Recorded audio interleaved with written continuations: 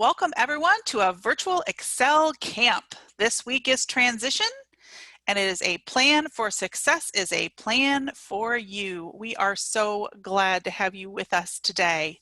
Welcome, welcome to virtual Excel camp transition. You are welcome to type in the chat who you are and where you're from. We had people from around the world yesterday. I wonder what we will have today. I am so glad to have you here today. Welcome, welcome. Hello, Hannah from Utah. Glad to have you with us. Welcome back to A Plan for Success is a Plan for You, the virtual Excel camp for transition today. So who's with us here today for your instructors? Today we have Joanne Chellum, an Orientation and Mobility Specialist. She is the president of In Focus Mobility and has been working with individuals with disabilities for over 30 years. Joanne teaches younger and older individuals orientation and mobility. Joanne enjoys spending quality time with her grand dog, Cody. Hi, Joanne. Hello, everyone. How's everybody doing? And Robin Keating-Clark, who is a vocational rehabilitation therapist, correct? It's Robin? actually a vision rehabilitation therapist, but I will take all-around awesome person any day of the week. That sounds good. She is the Expanded Core Curriculum Coordinator at Utah Schools for the Deaf and Blind and has been working with students with visual impairments for nearly 2 decades. She is enthusiastic and energetic about the Expanded Core Curriculum. In her free time, she likes to spend time with her children. So do I. Hi, Robin. Hello, hello, hello, everyone. And we have a student intern, Susan Drake. She is a student intern from Missouri State University. She has been a special education teacher for 7 years and is completing her certification as a teacher of the visually impaired at Missouri State University. She lives on a farm with her veterinarian husband, Randy, son, Renan, and a herd of corgis and cows. So say hi, Susan. Hey guys, I'm glad to see you on day 2. Again, welcome. And I would like to turn this over to Joanne because we have a bunch of special people joining us today. We sure do. Thanks, Robin. It's Joanne again. And remember we talked about transition planning yesterday, a plan for success? Well, today we're going to put on our detective hats and we're going to become question detectives. So get ready to ask our panelists and mentors questions, specific questions about a transition plan. How do you plan for success? What do you need to do? Do we have specific or general questions? So put your detective hats on and let's ready to go and experience how do our panelists grow as a person as they experience success and maybe some bumps along the way. Robin, do you have anything to add? Oh, yes. So let's get started with thinking back really fast to what transition plans mean. So think about it and tell me in the chat, what does it mean to have a transition plan? Who's got the fast fingers today? Yesterday, it was Hannah with the fast fingers. Who has the fast fingers today? What is a transition plan? Because we're going to hear great advice about everything today, but we really want to know how can our advice help us with our transition plan. So Whitney's got some fast fingers and she's already saying a plan for success.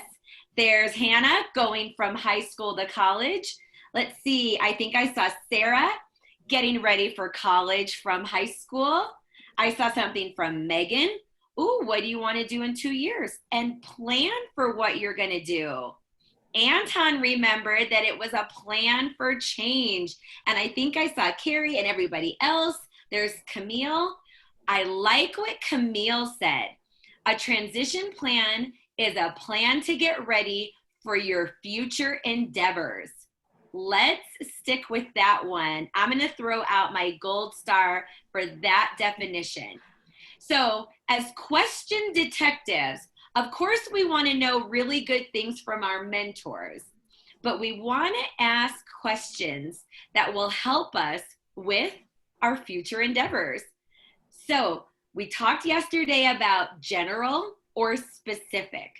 So who can tell me in the chat really quick, what is the difference between general and specific? That's our starting point. And then we're going to introduce our special guest panelists who we're so excited are with us. Who remembers what general versus specific means?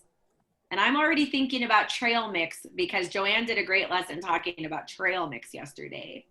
But what do we think general? What is a general statement or a general question is? Let's see. Anybody remember my Mario Kart? I could be a general statement. I want to be really good at Wii. But my specific statement is, I want to be good at Mario Kart so I can beat my kids. And now look at all of the great answers coming through on the chat window. Sarah, general is what you will do and specific has lots of details. Anton, general is the bigger goal. Specific could be the smaller goal. I like that. All right, so everybody seems to have some nice ideas. So I think we're set. Today, we are going to become question detectives, meaning we don't want to just ask a random question. We want to ask a general question or a specific question that will help us with our transition plan. And Joshua, I love your little comment about Mario Kart. Thank you for letting me know.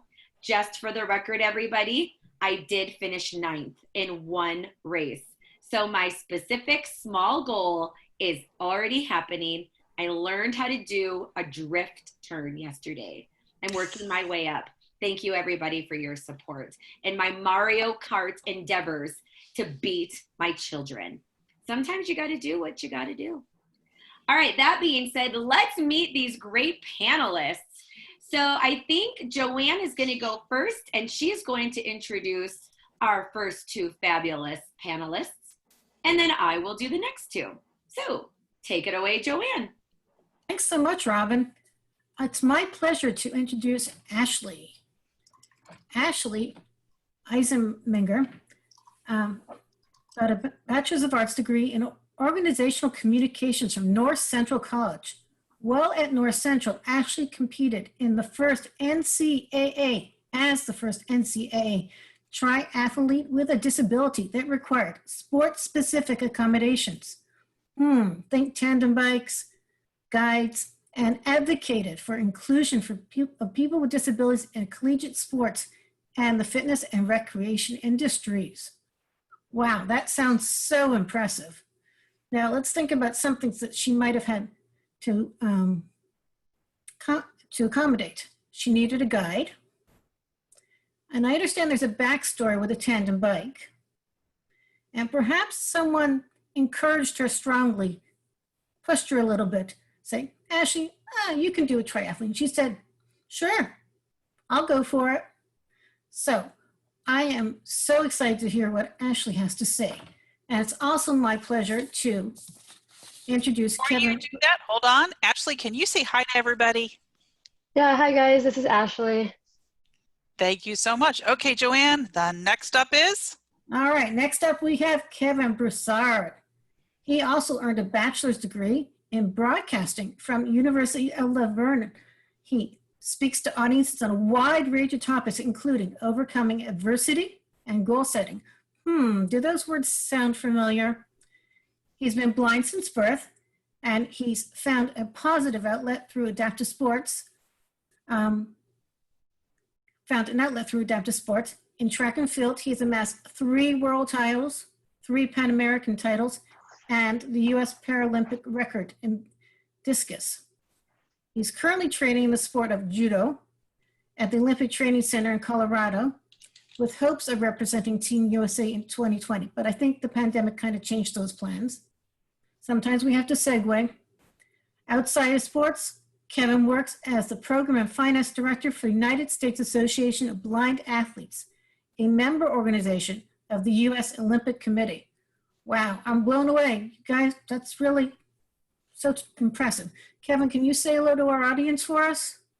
Hey everybody, this is Kevin. Thanks for having me on, and excited to talk to you today about all these great topics we have on the docket. Thanks so much. Robin, I think I'm going to send it back to you to introduce your two guests. All right, will do. And just so our panelists know, we have been in the chat talking about the hardcore sport of triathlon because Joanne mentioned it so lovingly, but Ashley just can't master one sport. The girlfriend has mastered 3 sports in one big race. And I know this because it's been my life's ambition to run a triathlon. So when I finished my first one, completely out of breath and wanting to eat an Oreo afterwards, it was the real deal. So we've been having some fun talking about this in the chat. And then we also talked about judo. And I made a little joke. We don't want to get on Kevin's bad side because he could just pick us up and take us downtown pretty quickly because judo's got some good throws. So this is pretty exciting to have 2 high-level athletes with us. But we also have 2 extremely fabulous ladies with us. And I'm a little bit of a proud mama here because these 2 fabulous ladies aren't just any old people.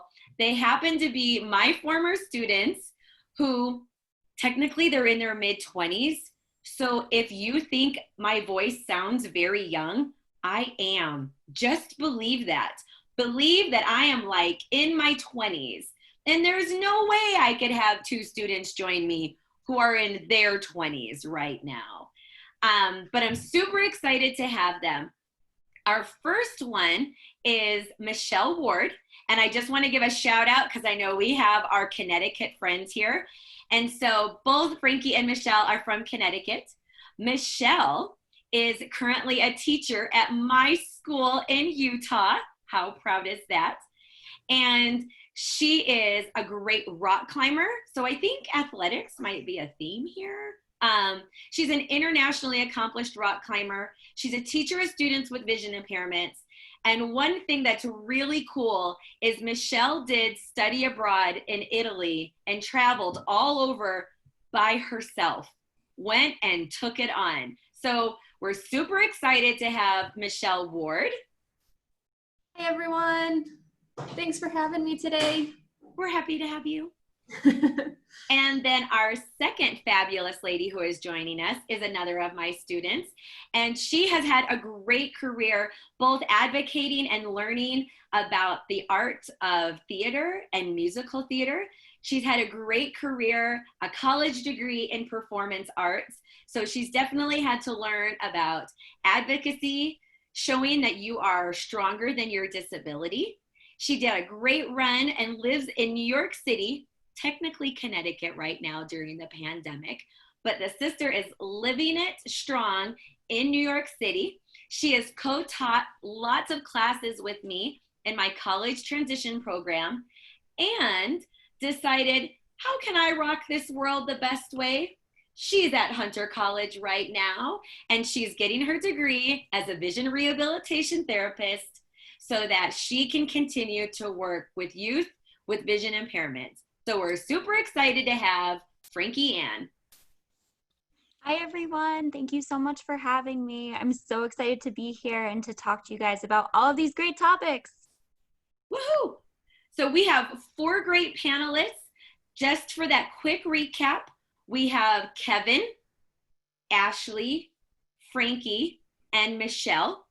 And I think what would be great before we started our questions, could we call on each of our panelists and would you just share a little bit about your vision impairment? Because that might help our students with what questions they have, if maybe they have similar visual needs. So I'll start first with Kevin. Can you just tell us quickly, maybe your reading mode, a little bit about your vision? Yeah, I was, when I was younger, I didn't have a diagnosis. And then fast forward, I was 15 years old living in Southern California. I went to the UCLA Medical Center and they diagnosed me with Stargardt's disease.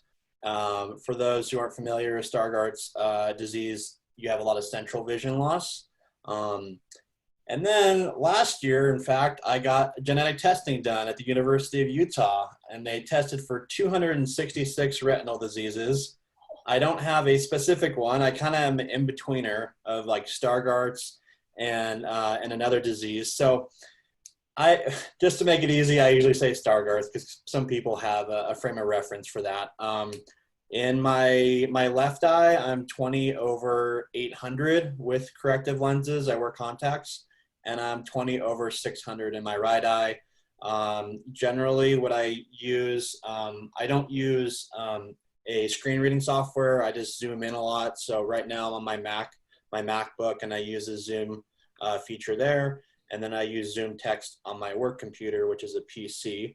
I'm also a big user of a monocular for distance. So I travel a lot for work and for sports. So when I'm in the airport and I need to find my gate or what have you, I'll use that. And then I'm a big fan of using my phone camera to blow things up. Like if you look at my camera, photo roll, about 90% of it's just restaurant menus that I blow up. So that's usually how I get by with adaptations.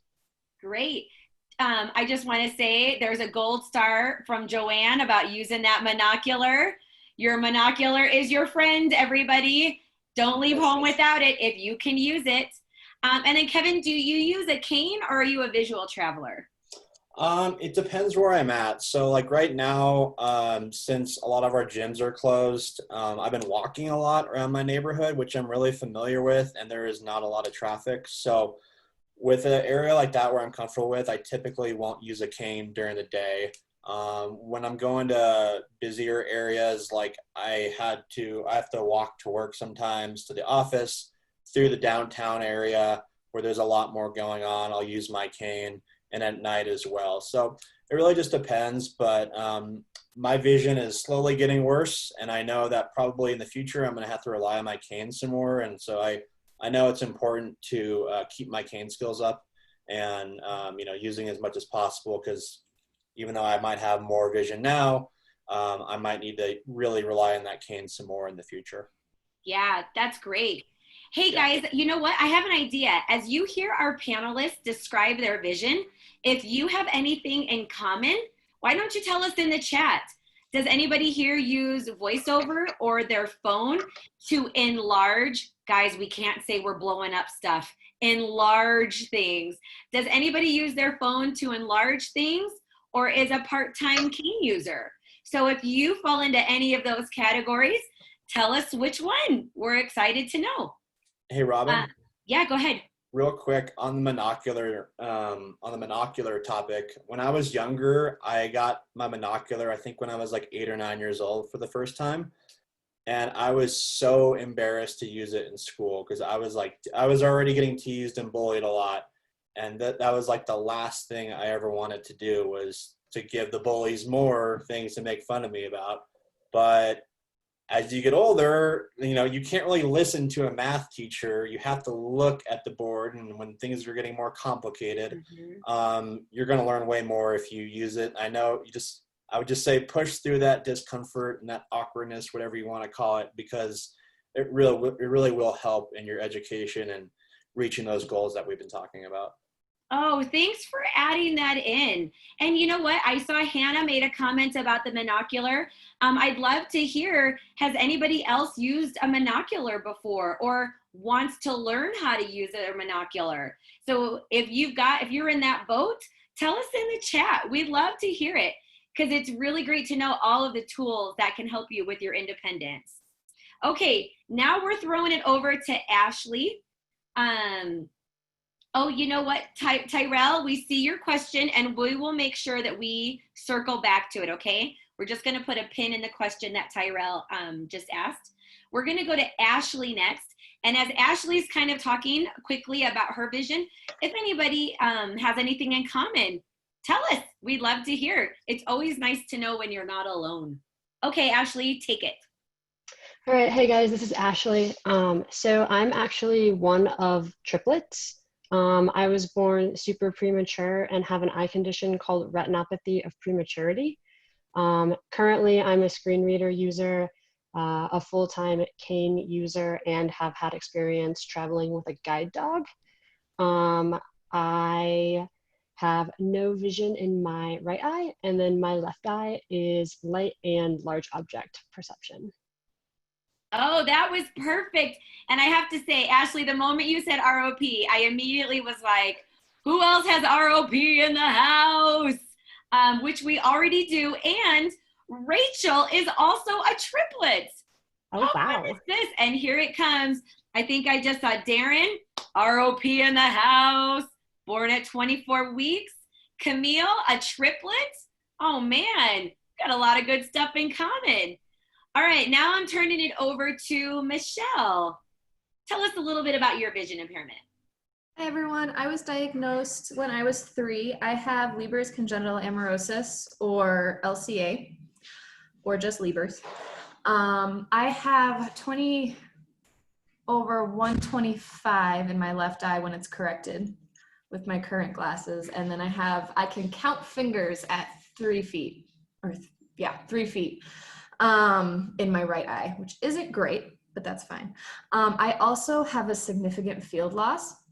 So I can see about 5% of my field.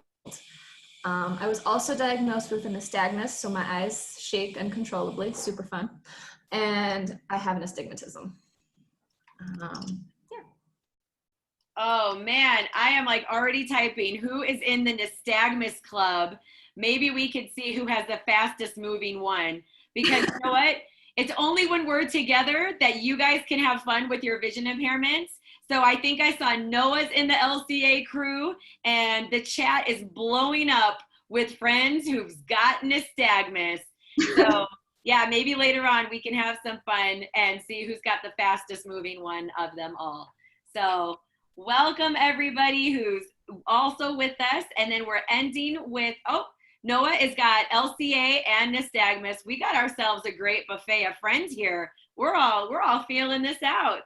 Just remember, guys, whenever we're together like this, having a vision impairment is one of the best things ever. When Frankie Ann went from being legally visually impaired to legally blind status, I was probably the only person in her life that high-fived her and thought it was something awesome, because it meant that I could still be her teacher because she was legally blind. That's just a funny moment from us. But I'll turn it over to Frankie right now. All right. Hi, everyone. So yeah, like Robin said, I'm legally blind now, which is awesome. So I was diagnosed when I was 3 months old with septo-optic dysplasia, and I am also in the nystagmus club. So I'm with everybody there. Septo-optic dysplasia is also sometimes known as optic nerve hypoplasia. So my optic nerves are underdeveloped.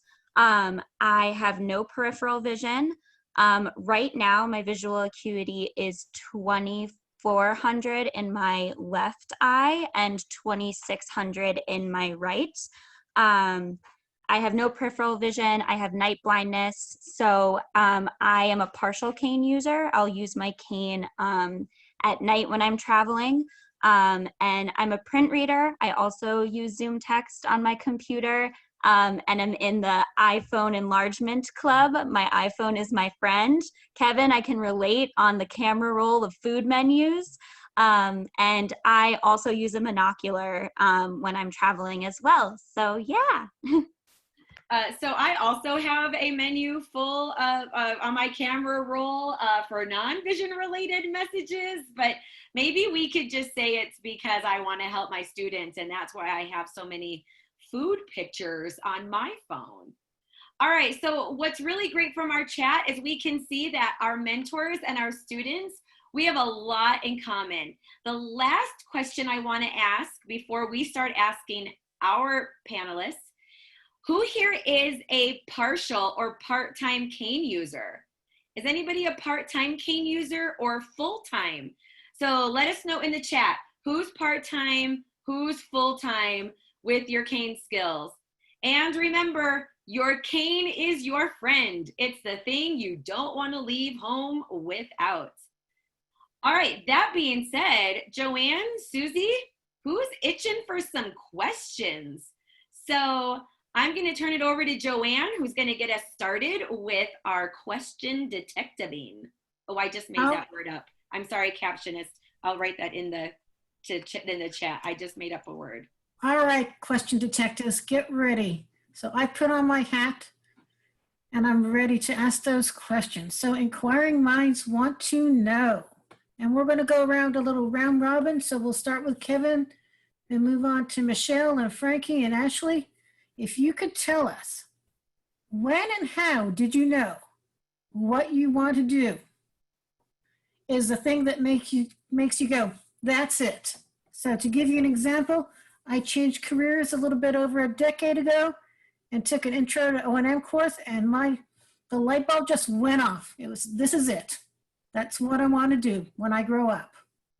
So if we can start with you, Kevin, if you can tell us a little bit of what your aha moment was.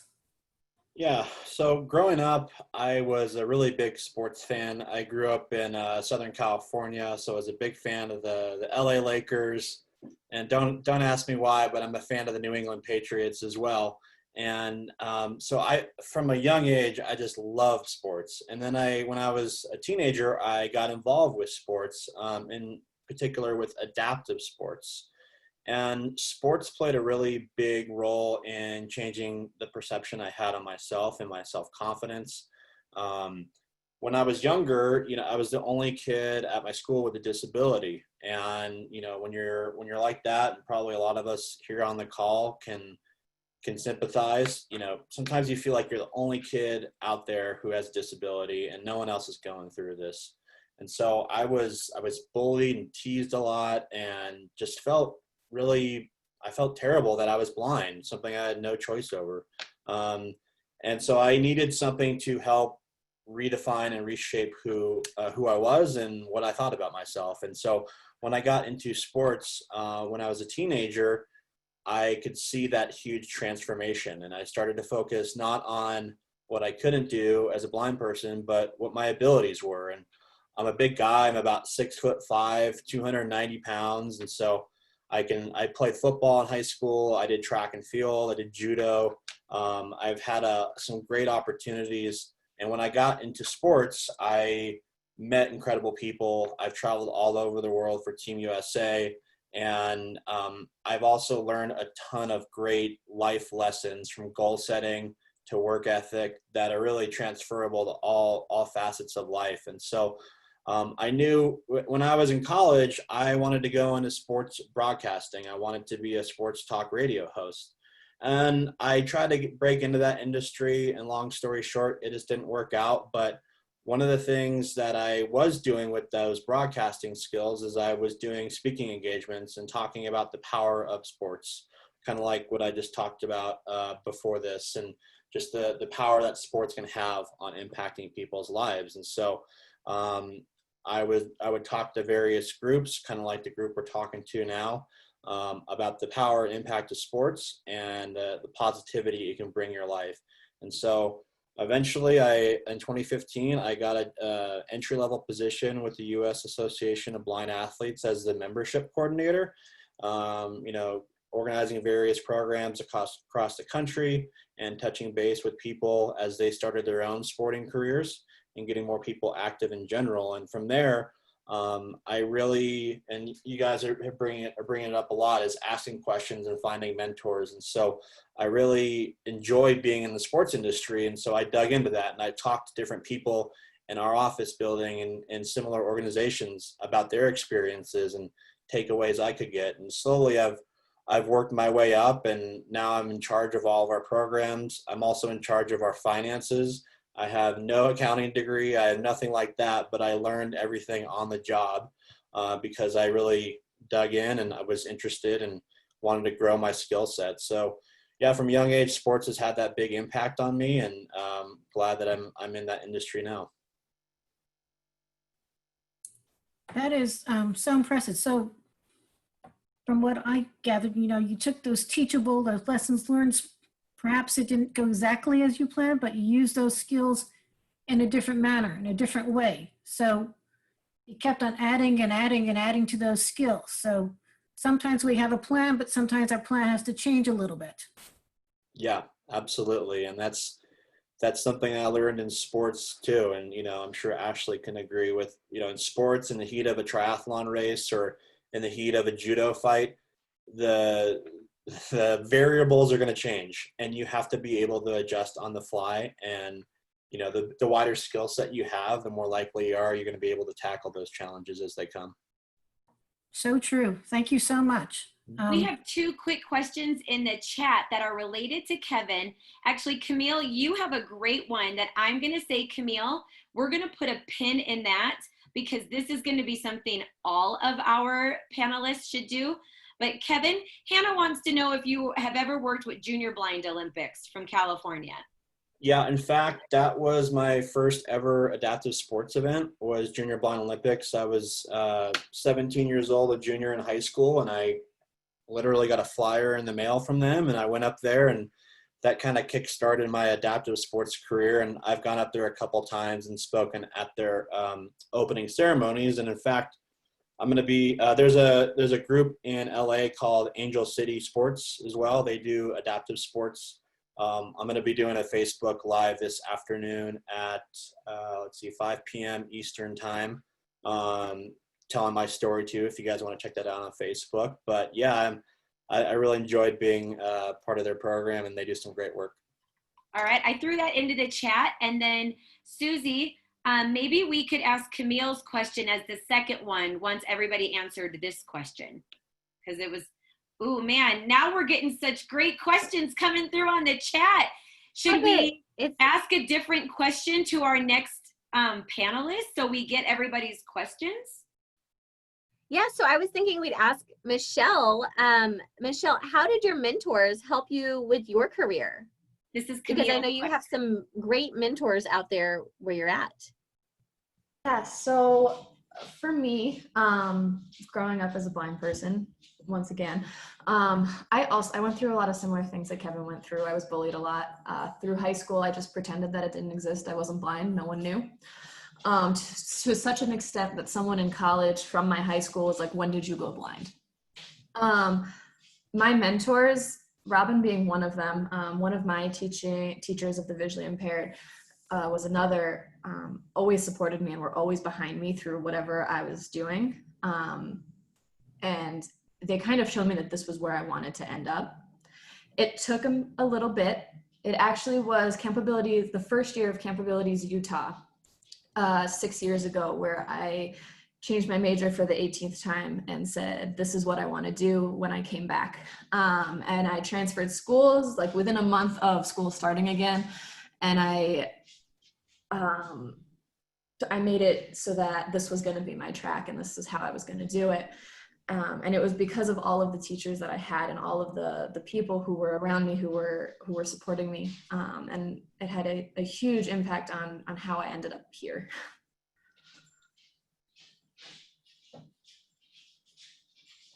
And so you changed your career to be a teacher for the visually impaired, is that right? Yes. Yeah, I did. Awesome. That's fantastic. And then Frankie Ann, are you our next person we're going to ask a question to? Looks like Carrie wants to know, what specific goals did you make to start your career? So it sounds like you're still in school, right, as a graduate student? Yes. So can you tell us some of the goals you've made? Yes. So like Michelle, I kind of had some career changes. Initially, I wanted to focus on theater and performing because that was a really big part of my life. But then my overall goal changed because I had been so touched again by my mentors, by Robin, and I loved the way that they were able to take things like adaptive sports and all of these things that people love and use them to teach skills that help blind people. So I started thinking, how can I take my love of theater and the arts and use that to help other blind and visually impaired people to work on their confidence and their skills? So I knew that in order to fulfill that main goal, I needed to go back to school to get my master's and I decided to focus in vision rehab therapy, and I'm also doing orientation and mobility instruction. So as I'm doing that, my goals are to really use this time to focus on learning as much as I can about the field. In my spare time, I'm trying to find internships and ways to work professionally in the field so that I'm gaining experience while I'm in school, so that by the time I graduate in 2 years, I am ready to go. I have connections, I have networking opportunities in the works, so that I can just jump out of school and begin my career. And part of that is doing things like this, reaching out and speaking to others in panels like this, working as a teacher where I can and when I can, and just making the most of every moment, because every opportunity is an important opportunity. And especially if it helps you to reach your overall goal.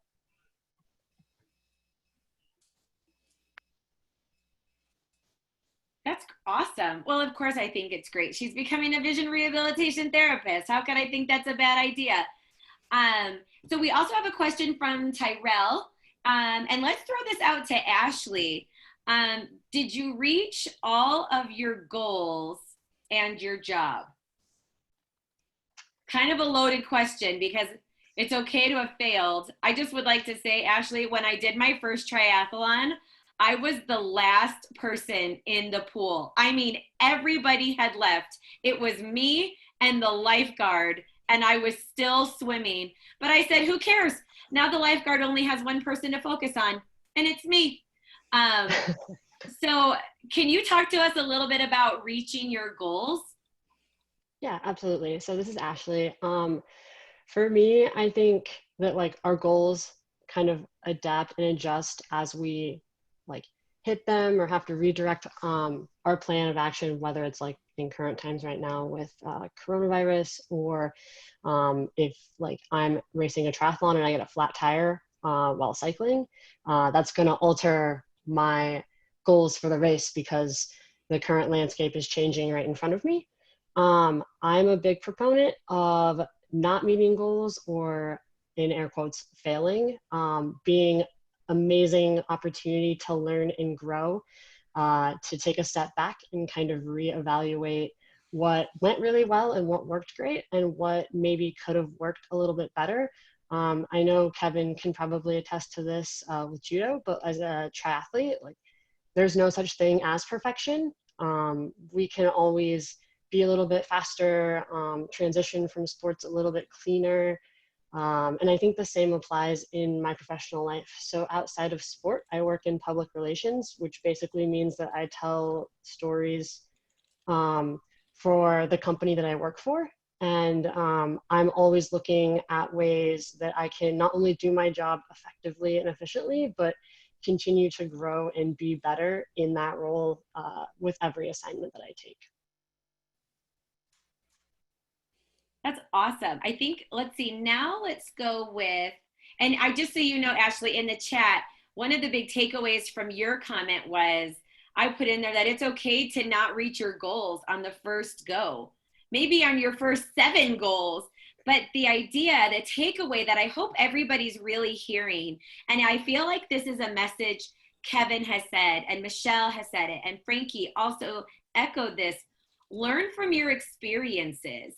You know, as sucky, let's be real. You guys, it's sucky sometimes to have bad experiences and you can feel defeated, but how can you pick yourself back up? How can you keep moving? And I think, Joanne, if you're okay, we have another really good question from the chat. And I feel like one of our students wanted to know about struggling in high school, getting through, because let's be real, that's a real part of life. So maybe each of our panelists could give us a quick tip on how did you make it through the struggles of high school? Let's see, who can I think I'm gonna pick on Kevin first. Yeah, high school was, it was tough. It was a little bit better than middle school, which is not saying much for me, but one of the things that I personally found helpful was poking fun at myself, right? So I'm taking the power away from people teasing me by making fun of myself and making blind jokes. And that really, I noticed that really brought an ease to everyone around me, seeing me as a quote unquote normal person. I know that's, you know, again, that was a personal choice and not everyone's going to be up for that, but I found that to be a good way of kind of getting myself into more social circles and letting people see me for who I am and not as, see me as a person and not just as the blind kid or the blind person. So I found that to be helpful. And then you know, in a weird way, the bullying and the teasing, because people always doubted me because of my blindness, for better or for worse, because of their misunderstanding of how blindness works. And I think, you know, when almost all of us who are blind are going to come to a certain point where we're going to face that, where society's stereotypes are just kind of bringing us down. And you're going to have a choice. You can either prove everybody right by giving up and never amounting to anything, or you can take that challenge on. And I know each of you guys have that ability to take that challenge on and say, you know what, I'm going to prove you wrong. Bring it on. I'm ready for this challenge. And so I experienced that a lot when I was younger. And by the time I got into high school and to college, I knew I had to work harder and be better at whatever the skill was to prove that I was the right person for the job, regardless of my blindness. I was just the best at that thing. And so I kind of used that negative energy as fuel to show beyond a shadow of a doubt that I am capable, just like all of us are. That's great. I totally put it in the chat window. Take on the challenge. So if anybody is agreeing with Kevin, I even saw some fun follow-up questions that we hope to get to. But who agrees? Who's in it to take on the challenge of life? If anybody's with us on that, throw it in the chat. Say, what's up? I challenge everybody. Take on the challenge. And as Ashley just shared, failing, mistakes, totally part of it. Love seeing everybody agreeing in the chat. I'm going to throw it to Frankie because I've already asked her if she could share about recovering from maybe something embarrassing. And just so you all remember, it's not just blind people who have embarrassing things that happen to them. Okay? So everybody has something embarrassing, but it's really about how you respond. So Frankie, tell us about senior year, maybe. Right, guys. So my senior year of high school, I had a really wonderful moment. I just want to preface to that, while I was in high school was a really hard time for me, like I think it is for most of us. But for me, up until that point, I had never really used a lot of assistive technology. I had never used a cane before. And so while I was in high school, I switched TVIs and I started working with this wonderful woman named Wanda, and I started working with Robin and all of these people who were telling me how much this stuff was going to help me. And I was very resistant to it. I did not want to use my cane. I was embarrassed. I was 16 and all of my friends were starting to get their driver's license. And here I was taking street walking classes. And to me, that just felt really disheartening. But then one day, senior year, I was at school and I was in front of many people and I tripped and I fell down the stairs in front of everyone. And it was so embarrassing, but I just got up and just kept on going. I said something, I can't remember exactly what I said, but it was something really funny. I made a joke about it. And that helped me to, everyone who saw it happen didn't think anything of it because I just got back up, I made a joke, and I kept on going. And even though I responded that way, I was really embarrassed. I was able to respond that way, but it still was really, really difficult. And I was so worried that everybody was going to make fun of me and everyone knew that I couldn't see and I fell and it was just like, oh, it was the worst, most embarrassing thing. But no one said anything about it. I never heard about it again. Nobody judged me for it. And sometimes I think in those embarrassing moments, we can be our own worst enemy. We kind of get in our head and we think that everyone is sitting there and judging us because we're blind. And yes, sometimes that happens. There are people that do that. But if you let yourself get in your head and have all of these negative thoughts all the time, they're going to be there. It happens. But I think it's really important to remember that you are thinking about it sometimes more than other people are. And as long as you can just, if you fall, get back up and keep going, you're going to be fine. So yeah, I think that's my biggest takeaway about, and thing that I want you guys to hold on to about recovering from embarrassing moments, because they happen. I could tell 100 embarrassing blind stories to you guys. But every time I fall, I just get back up and keep trying to move forward.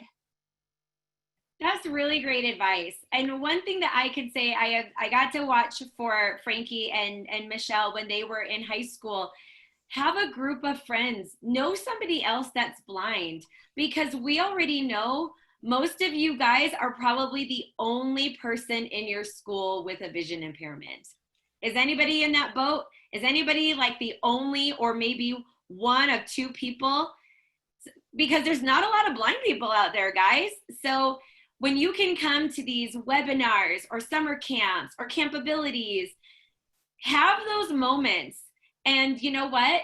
I bet Kevin can talk to Ashley. Michelle could talk to Ashley. Everybody could just say, hey, you want to hear my blind funny story? This is my blind moment. But having a place where you can talk about it is a great place. Okay, Joanne, we have so many good questions, and we only have like 15 minutes. So Joanne, would you pick another question? And would you throw it out to, I don't know, I think maybe Ashley or Michelle or both? She's muted, guys. She's unmuting right now. Yep, sorry. Slight delay. All right. We kind of touched upon this one, but we talked about mentors, but who do you admire the most and why? So think about it this way. If you could have a meal with anyone, who would it be and why? What would I'm going to give you guys a second to think about it, because I think this would be great if all of our panelists could answer this question. I'm tap dancing really fast to let you guys come up with an answer. But you know what? We want to hear from our panelists, but also students. Tell us in the chat, who would you invite to dinner and why? Why would you invite that person? Okay, let's see. Ashley, your name starts with A, so you're going first. Okay, well, I think for me, the person that I would want to invite to dinner, and it kind of has a backstory that makes it a little bit more entertaining, would be past President Obama. In 2016, when the Paralympic team got to go to the White House and meet him, a friend of mine who was also a triathlete and is also blind chatted him up and tried to convince him that he needed to abandon the presidency and become a triathlon guide. And so one of the things that I've always admired about him is his ability to lead and kind of assemble the masses for the greater good. And I think it would be really cool to kind of sit down with him and brainstorm and get like as much information from him about his experiences, and also continue to convince him that he needs to guide blind triathletes. Yes. Okay, so in the chat, we're seeing a lot of people would choose their mom or somebody that they love. That's nice. But guys, I'm going to challenge you. Think there's a whole world of people. And I want you to think of maybe a historical figure, a celebrity, maybe Hugh Jackman. I'm not going to lie. Hugh Jackman would be on my short list of people I want to meet. So I want you to challenge you. Tyrell has already picked Gordon Ramsay because Tyrell wants to go into the food industry, so he would pick them. All right, so let's see. If we're going in semi-alphabetical order, and I'm quickly trying to figure out if K comes before F, I'm just going to say Kevin because he already looks unmuted. Yeah, I would have to, again, I'm a New England Patriots fan, and although he doesn't play for the Patriots anymore, sadly, I think I'd have to go with Tom Brady because he's an incredible champion who's had a really long, successful career. And he's always been an underdog when he was in high school, when he was in college, when he came into the NFL. But he somehow found a way, especially using his intelligence, and maybe he's not like the most physically gifted athlete out there, and just understanding his longevity and what makes him great. Or, you know, a guy like Michael Jordan would be another person to have dinner with. That would be awesome. Just pick their brain on like their mindset and how they perceive everyday life. And, you know, those are guys who have achieved incredible goals. So I'm always thinking about how to improve and how to get better. And I think those two would certainly guide me there. Oh, perfect. All right, Frankie Ann, who would you pick? I would pick Anne Sullivan, who was Helen Keller's teacher. And I'm picking her for a very specific reason. When I was a freshman in high school, my school did a production of The Miracle Worker, which was the Helen Keller's story. And I played Helen Keller, and it was a really moving experience. But I already knew a lot about Helen Keller when I started doing this production. And I knew who Anne Sullivan was, but I didn't know a lot about her. And so as we were doing the production, I started reading more about her, and I learned that she also had a vision impairment. And the more I read about her vision impairment, I learned that her vision impairment was very similar to mine.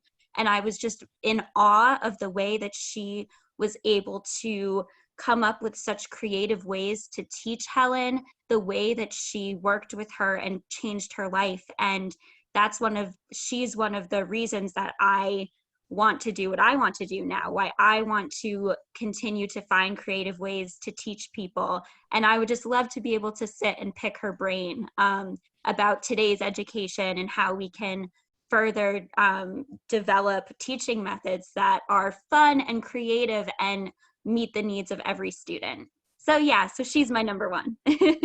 It's so funny because I said Helen Keller and Frankie Ann said Anne Sullivan. So maybe we could just do a foursome and we could all go to like Chili's. That would be great. All right. That sounds awesome. So Michelle, you are next. And then we have only a quick moment to end. We have to end on time. Leanne will make sure we do. But panelists, maybe you could give us advice for today. Maybe like a quote, something fast that you could share with us. If you want mentors or panelists, you could start putting some of this in our chat window. But I think before we leave, we'd love to hear, is there a mantra, a quote, an advice? What can you give us, our students today, to go forward? So you guys think about that. Shelly, who do you want to, or Michelle, sorry, who do you want to eat dinner with? I would probably pick Laura Bridgman. She was the pre-Helen Keller. That's right. She was the original deaf-blind student at Perkins. And without Laura Bridgman, there wouldn't have been a Helen Keller, because initially Anne Sullivan didn't really want to work with Helen Keller. And Laura said, well, if I didn't work with you, where would you be? It's time for you to give back and you need to go. And so she's the very first one that we don't know a whole lot about. But I think that her story is super important, and I would really love to hear how her story kind of played out. I agree. Oh my goodness, that's a side conversation for later. How fun. Okay, we've got 5 minutes left, Leanne. We are watching the clock. So panelists, give us some advice. And this time I'm gonna start with Kevin in non-alphabetical order. All right. My advice would be, don't be afraid to get out of your comfort zone.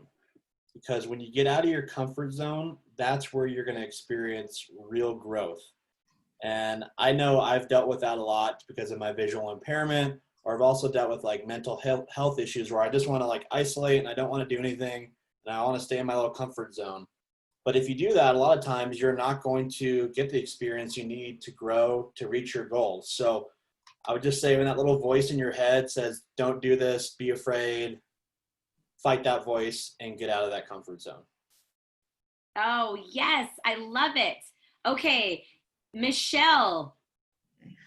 I would say don't be afraid to fail. It's just because you fail doesn't mean, just because you didn't complete your goal doesn't mean that everything is lost. You're blind, but that is a small part of who you are, and every one of you is amazing and is capable of doing incredible things. Don't be afraid to put yourself out there and fail, because it's how you learn what you want to do and where you want to go. Yes. And so many other people fail. That's what we always forget. We are not the first failures, and we're not going to be the last failures. So in the chat, tell me, who's going to be okay with failing? If you're going to be okay with failing, type fail into the chat window. F-A-I-L. Does anybody ever heard that means like falling forward? It's got some cool acronym, but look at everybody. Everybody's a failure in the chat window. Woo woo! All right, Ashley, you're next on my screen. So one of the mantras that I always use when I race and train is don't limit your challenges, always challenge your limits. And it kind of goes in the same vein of what was said prior, is that we can't be better people if we don't challenge ourselves, and keep raising that bar higher and higher, so that we keep having to strive to be better in school, at work, in sports, whatever it may be. Never be afraid to challenge yourself.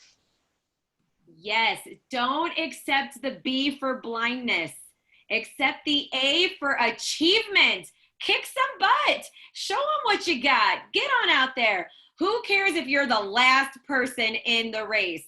I finished that triathlon. And for the record, I was third from last at my next triathlon. Turtle Tribe? What? All right. Frankie, what is your piece of advice? All right, so I'm gonna leave you guys with a quote that I heard once, and it kind of confused me at first, but then the more I thought about it, I was like, I think this is really important. It's fall down 7 times, stand up 8. So for every time that you guys fail, right, we're all okay with failing. We all are saying it in the chat. That's something that's gonna happen. We're gonna fail. But when you do fail, don't forget that you can get back up again. I guess falling is my trend for you guys. If you fall down the stairs in front of the whole school, stand up a little taller and just keep on walking. And just don't let those failures keep you from rising and keep you from standing up even taller the next time, because you're all capable of so much. You have so much that you guys are going to accomplish. And like I said before, earlier on, you can be your own worst enemy. So don't let your insecurities, don't let the words of other people keep you from standing up an 8th time for every time that you fail. Yes. And the last thought, I put this into the chat, don't be afraid to work for something if you really want it. If you really want it, it's okay to work hard. Roll up your sleeves, unfold your cane, get out your braille, enlarge the print, and just go for it. Life is supposed to be a challenge, and it's going to be awesome. What will help you get there? Your transition plans. Remember this, the whole point of this, transition planning. It's your friend, it's your life. So get in the driver's seat, figuratively speaking, and drive your own life and go somewhere awesome. I already see Leanne's beautiful face, which is our indicator that we are done for today. So take it away, Leanne. Well, I just want to say thank you all of my instructors, all of our special panelist guests. It was wonderful to hear from you. It was exciting, and I guess I need to do a marathon now. Triathlon, baby. I can't even do the marathon part. Okay, so that will be next. But what is tomorrow? Tomorrow we have one more day for our first week of camp. Tomorrow's title is Mirror, mirror on the wall, am I self-aware? Ooh, that's right. We're not just talking about makeup. We are not talking at all about makeup, in case any guy just rolled his eyes. Okay, just so you know. But we are going to get into self-awareness and what do you know about yourself? So you'll have the wonderful Joanne, the fiery Susie, and the talkative Robin. with you again tomorrow to talk about self-awareness. And I did put Frankie Ann's Instagram in there if you want to follow Frankie on Instagram. She's at Blind Ambition. You can also follow me because Frankie also posts with me, but there's lots of fun ways. So come be part of it. Thank you all for being here. Thanks, Joanne and Susie and our panelists. You guys put together a great presentation. See you tomorrow. Bye. Bye, Thanks everyone. so much.